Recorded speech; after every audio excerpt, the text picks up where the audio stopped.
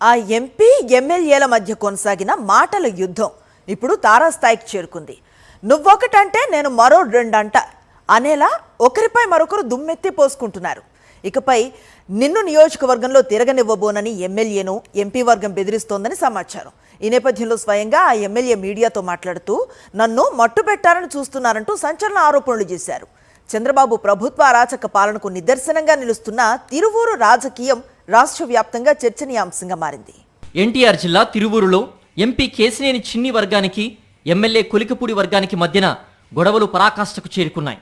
MP Kesineni చిన్ని ఆధిపత్య ధోరణి ఇక ఎంతమాత్రం సహించేది లేదని కొలికపూడి అంటున్నారు.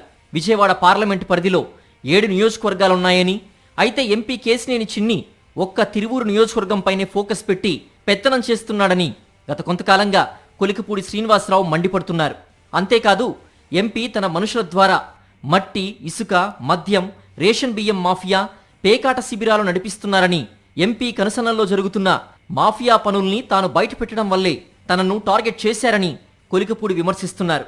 ఎన్నికల్లో తన వద్ద 5 కోట్ల రూపాయలు తీసుకుని తిరువూరు టికెట్ ఇచ్చారంటూ కేశినేని చిన్నిపై ఓ 3 నెలల క్రితం సంచలన ఆరోపణలు కూడా చేశారు ఎమ్మెల్యే కొలికపూడి. ఈ నేపథ్యంలో ఎన్టీఆర్ జిల్లా తిరువూరు టీడీపీలో విభేదాలు మరోమారు రచ్చకెక్కాయి. విజయవాడ ఎంపీ కేశినేని చిన్నిపై తిరువూరు ఎమ్మెల్యే కొలికపూడి శ్రీనివాస్ తాజాగా సంచలన వ్యాఖ్యలు చేశారు.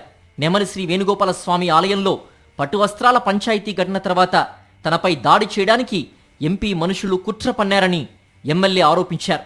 తన గన్మెన్కు నిఘా వర్గాల నుంచి ముందుగానే సమాచారం వచ్చిందని సంచలనాత్మక విషయాలు బయటపెట్టారు.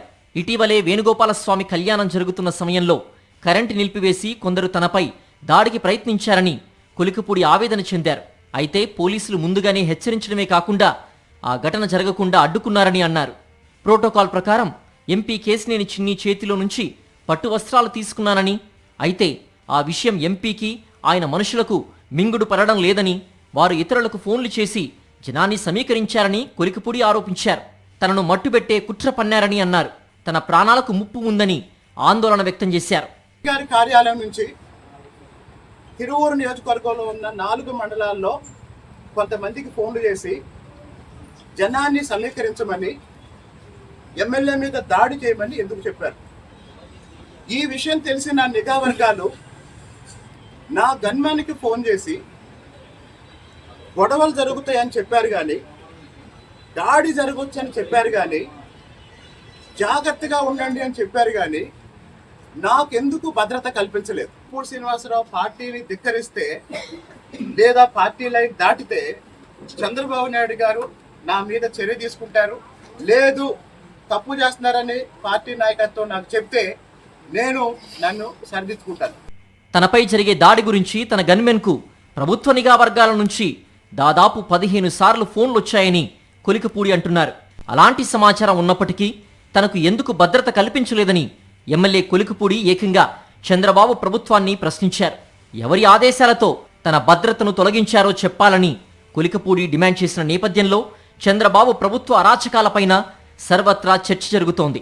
ఎమ్మెల్యే కొలికపూడి ఇప్పటికే పలుమార్లు ఎంపీ అవినీతిపైన, అక్రమాలు, అరాచకాలపైన ఆరోపణలు చేశారు.